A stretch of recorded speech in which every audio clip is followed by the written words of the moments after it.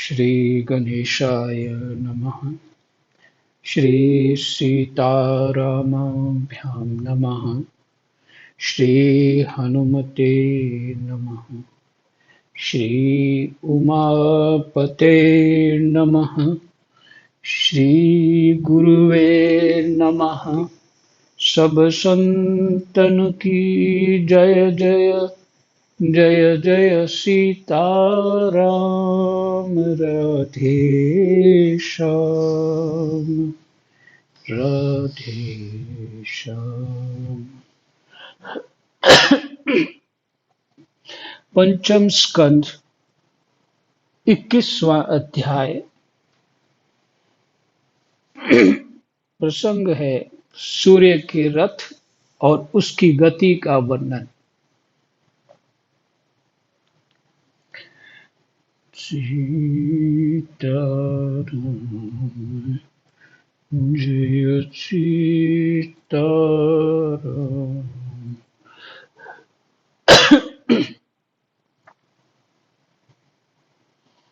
जी चले।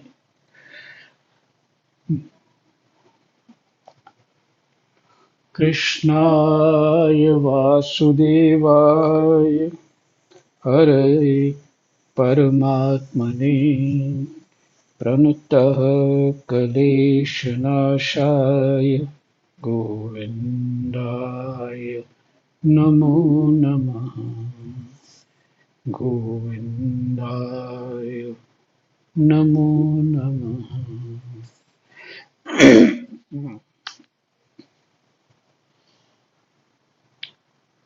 चलिए भगवान सुखदेव जी की कथा में। श्री सुखदेव जी कहते हैं, राजन, परिमाण और लक्षणों के सहित इस भूमंडल का कुल इतना ही विस्तार है, सो हमने तुम्हें बता दिया। इसी के अनुसार विद्वान लोग द्युलोक का भी परिमाण बताते हैं। द्युलोक मैंने अंतरिक्ष। जिस प्रकार चना मटर आदि के दो दलों में से एक का स्वरूप जान लेने से दूसरे का भी जाना जा सकता है, उसी प्रकार भूरलोक के परिमाण से ही द्युलोक का भी परिमाण जान लेना चाहिए।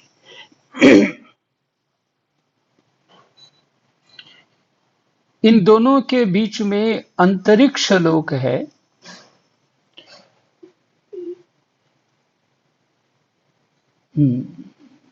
उसी प्रकार भूरलोक के परिमाण से ही द्युलोक का भी परिमाण जान लेना चाहिए।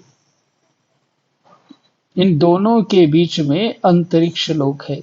पीछे इन्होंने ये बताया कि इसी को अंतरिक्ष लोक कहते हैं। चलो ठीक है। इन दोनों के बीच में अंतरिक्ष लोक है। यह इन दोनों का संधि स्थान है। इसके मध्य भाग में स्थित ग्रह और नक्षत्रों के अधिपति भगवान सूर्य अपने ताप और प्रकाश से तीनों लोकों को तपाते और प्रकाशित करते रहते हैं। वे उत्तरायण, दक्षिणायन और विषुवत नाम वाली क्रमशः मंद, शीघ्र और समान गतियों से चलते हुए समयानुसार मकर आदि राशियों में ऊंचे नीचे और समान स्थानों में जाकर दिन रात को बड़ा छोटा या समान करते हैं। क्रमशः मंद, शीघ्र और समान। कभी मंद गति से चलते हैं, कभी तेज गति से चलते हैं, कभी समान गति से चलते हैं। समयानुसार मकर आदि राशियां, माने 12 राशियां जो हमारी हैं, राशियों में ऊंचे नीचे और समान स्थानों में जाकर दिन रात को बड़ा या छोटा या समान करते हैं। कभी समान मैंने बराबर हो जाते हैं दिन रात। जब सूर्य भगवान मेष या तुला राशि पर आते हैं तब दिन रात समान हो जाते हैं। जब वृषादि 5 राशियों में चलते हैं सूर्य भगवान, तब प्रतिमास रात्रियों में एक एक घड़ी कम होती जाती है। तो गर्मियों में तो और उसी हिसाब से दिन बढ़ते जाते हैं। जब वृश्चिक आदि 5 राशियों में चलते हैं तब दिन और रात्रि में इसके विपरीत परिवर्तन होता है।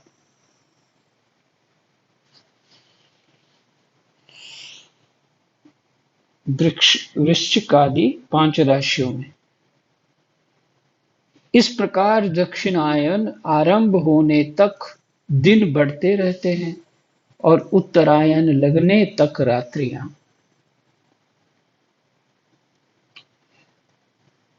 इस प्रकार पंडित जन मानसोत्तर पर्वत पर सूर्य की परिक्रमा का मार्ग 9,51,00,000 योजन बताते हैं। उस पर्वत पर मेरु के पूर्व की ओर इंद्र की देवधानी, दक्षिण में यमराज की संयमनी, पश्चिम में वरुण की निम्बलोचनी और उत्तर में चंद्रमा की विभावरी नाम की पुरियां हैं। फिर से इस प्रकार पंडित जन मानसोत्तर पर्वत पर सूर्य की परिक्रमा का मार्ग 9,91,00,000 योजन बताते हैं। इतना ज्यादा है। 9,91,00,000 फिर योजन को अभी कुछ नहीं पता कितना योजन। उस पर्वत पर मेरु के पूर्व की और इंद्र की देवधानी, उस पर्वत पर मेरु के पूर्व की ओर मेरु पर्वत के माने ईस्ट साइड में इंद्र की देवधानी मतलब नगरी है और दक्षिण में यमराज की संयमनी, इसे क्लॉकवाइज होंगे बता रहे हैं वो, जो ईस्ट में बता रहे हैं देवधानी और फिर दक्षिण साउथ में संयमनी, यमराज की संयमनी और पश्चिम में वरुण की निम्बलोचनी, जल देवता की निम्बलोचनी और उत्तर में चंद्रमा की विभावरी नाम की पुरियां हैं। ये पुरियां कौन कौन सी है? देवधानी, संयमनी और निम्बलोचनी और विभावरी। इन पुरियों में मेरु के चारों ओर समय समय पर सूर्योदय, मध्याह्न, सायंकाल और अर्धरात्रि होते रहते हैं। इन्हीं के कारण संपूर्ण जीवों की प्रवृत्ति या निवृत्ति होती है। इन्हीं के कारण संपूर्ण जीवों की प्रवृत्ति या निवृत्ति होती है। फिर से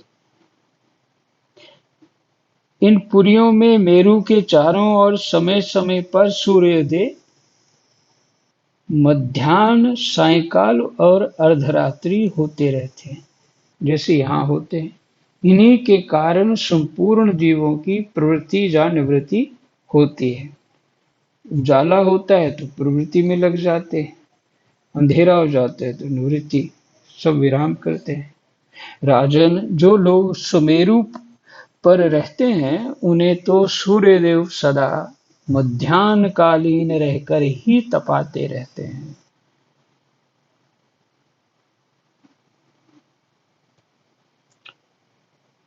वे अपनी गति के अनुसार अश्विनी आदि नक्षत्रों की ओर जाते हुए यद्यपि मेरु को बाईं ओर रखकर चलते हैं, तो भी सारे ज्योतिर्मंडल को घुमाने वाली निरंतर दाईं ओर बहती हुई प्रवाह वायु द्वारा घुमा दिए जाने से वे उसे दाईं ओर रखकर चलते जान पड़ते हैं। चलते हैं बाईं ओर से, पर वायु द्वारा घुमा दी जाने से दाईं ओर रखकर चलते जान पड़ते हैं। जिस पुरी में सूर्य भगवान का उदय होता है, उसके ठीक दूसरी ओर की पुरी में अस्त होते मालूम होंगे, और यहाँ वे लोगों को पसीने पसीने करके तपा रहे होंगे। उसके ठीक सामने की ओर आधी रात होने के कारण वे उन्हें निद्रावश किए होंगे। जिन लोगों को मध्याह्न के समय वे स्पष्ट दिख रहे होंगे, वे ही जब सूर्य सौम्य दिशा में पहुंच जाएं, तब उनका दर्शन नहीं कर सकेंगे। सूर्यदेव जब इंद्र की पुरी से यमराज की पुरी को चलते हैं, तब 15 घड़ी में वे 2.25 करोड़ और 12.5 लाख योजन से कुछ 25,000 योजन अधिक चलते हैं। फिर से, सूर्यदेव जब इंद्र की पुरी से यमराज की पुरी को चलते हैं, इंद्र की पुरी तो सामने वाली है ना, पूर्व में, मैंने ईस्ट में, देवधानी नाम है उसका।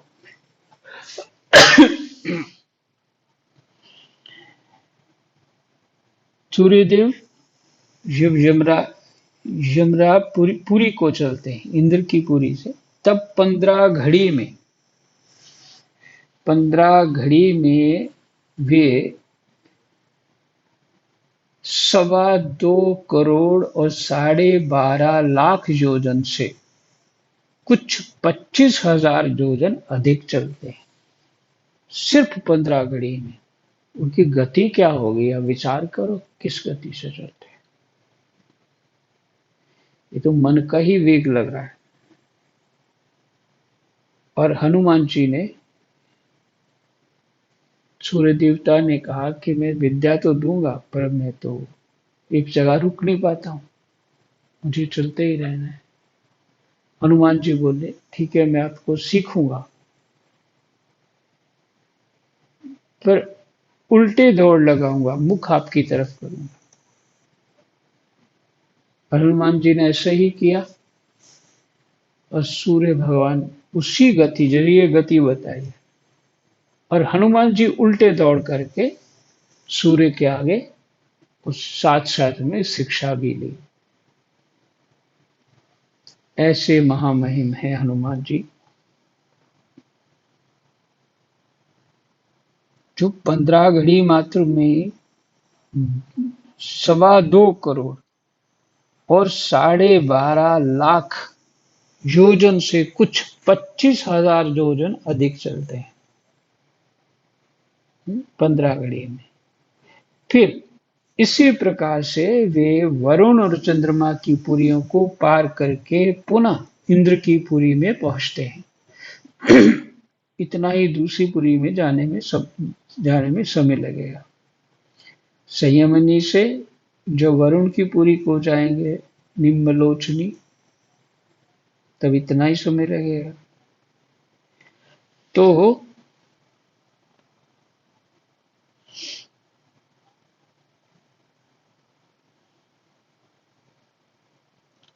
इस प्रकार चंद्रमा आदि अन्य ग्रह भी ज्योतिष चक्र में अन्य नक्षत्रों के साथ साथ उदित और अस्त होते रहते हैं। इस प्रकार भगवान सूर्य का वेदमय रथ एक मुहूर्त में 34,08,100 योजन के हिसाब से चलता हुआ इन चारों पुरियों में घूमता रहता है।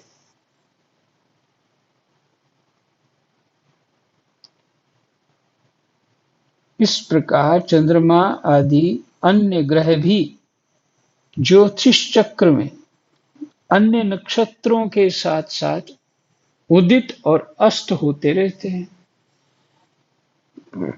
इस प्रकार भगवान सूर्य का वेदमय ज्ञानमय रथ एक मुहूर्त में 34,08,100 योजन के हिसाब से चलता है। वह इन चारों पुरियों में घूमता रहता है।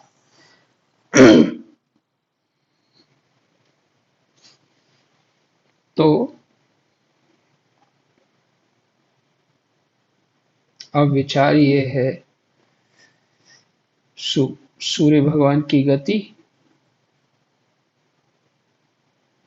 कितनी तेज है और वो कितनी स्पीड से चल रहे हैं, और हमें यहाँ कुछ ज्ञान नहीं है ऐसा।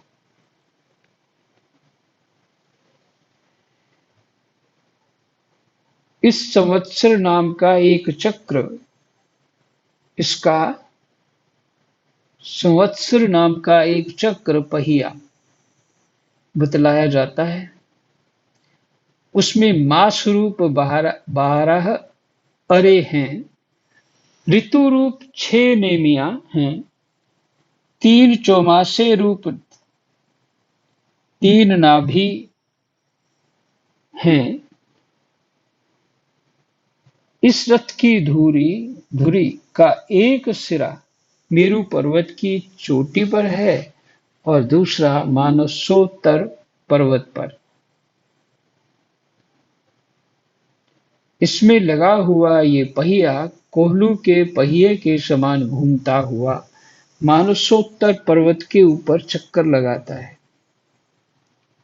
इस धुरी में जिसका मूल भाग जुड़ा हुआ है, ऐसी एक धुरी और है। वह लंबाई में इससे चौथाई है। उसका ऊपरी भाग तैल यंत्र के धुरे के समान ध्रुवलोक से लगा हुआ है। अच्छा, इस रथ में बैठने का स्थान 36 लाख योजन लंबा और 9 लाख योजन चौड़ा है। इसका जुआ भी 36 लाख योजन ही लंबा है। जुआ होता है जो बीच में रॉड होती है जिसे जोड़ा जाता है दोनों पहियों। उसमें अरुण नाम के सारथी ने गायत्री आदि छंदों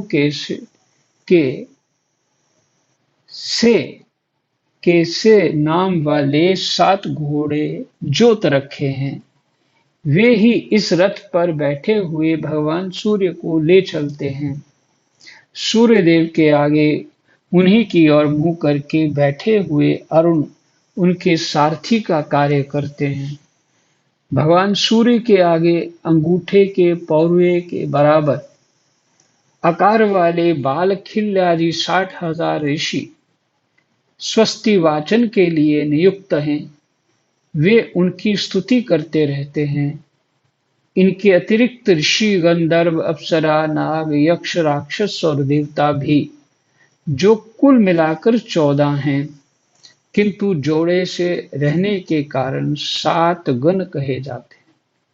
प्रत्येक मास में भिन्न भिन्न नामों वाले होकर अपने भिन्न भिन्न कर्मों से प्रत्येक मास में भिन्न भिन्न नाम धारण करने वाले आत्म स्वरूप भगवान सूर्य की दो मिलकर उपासना करते हैं। इस प्रकार भगवान सूर्य भूमंडल के 9 करोड़ 51 लाख योजन लंबे घेरे में से प्रत्येक क्षण में 2 योजन की दूरी पार कर लेते हैं। भगवान सूर्य भूमंडल के 9 करोड़ 91 लाख योजन लंबे घेरे में प्रत्येक क्षण में, एक क्षण में 2 योजन की दूरी पार कर लेते हैं। ये स्पीड है जी। एक क्षण तो कितना होता है आप समझ सकते हैं। 2002 योजन की दूरी। ये तो रॉकेट से भी ज्यादा तेज। तो इसमें जो बात है ये ज्योतिष की है, और ज्योतिष की बात का ये भी अनिवार्य है समझना, पर इसका विस्तार चाहिए, थोड़ा बहुत तो करना ही चाहिए, करेंगे।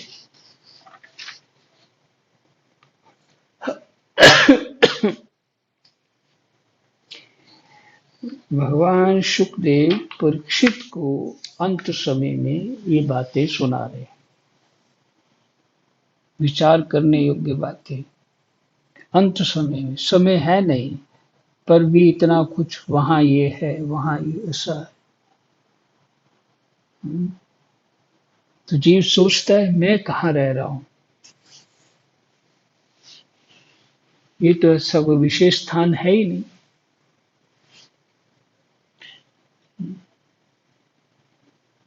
जो कितना सुंदर दृश्य जो है प्रकट किया है उन्होंने।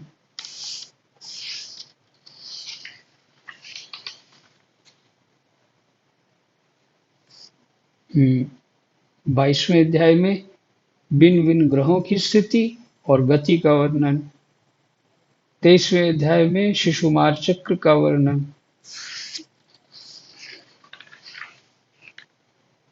फिर राहु आदि की स्थिति, पतल आदि नीचे के लोगों का वर्णन।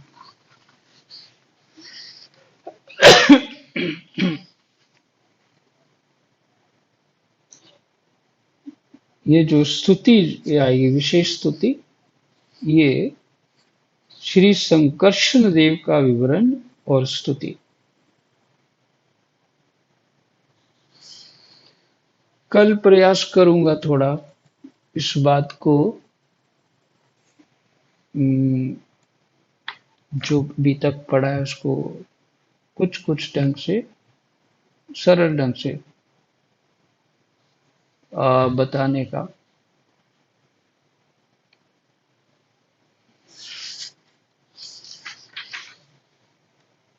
अब 26 अध्याय में फिर बदल जाएगा पाठ, 25 में बदल जाएगा, और पेज थोड़े ही हैं, कोई ज्यादा पेज नहीं, एक एक पेज में एक एक हो जाए, दो दो पाठ, ठीक है। कृष्णाय वासुदेवाय हरये परमात्मने प्रणतः क्लेशनाशाय गोविन्दाय नमो नमः। गोविन्दाय नमो नमः। जय जय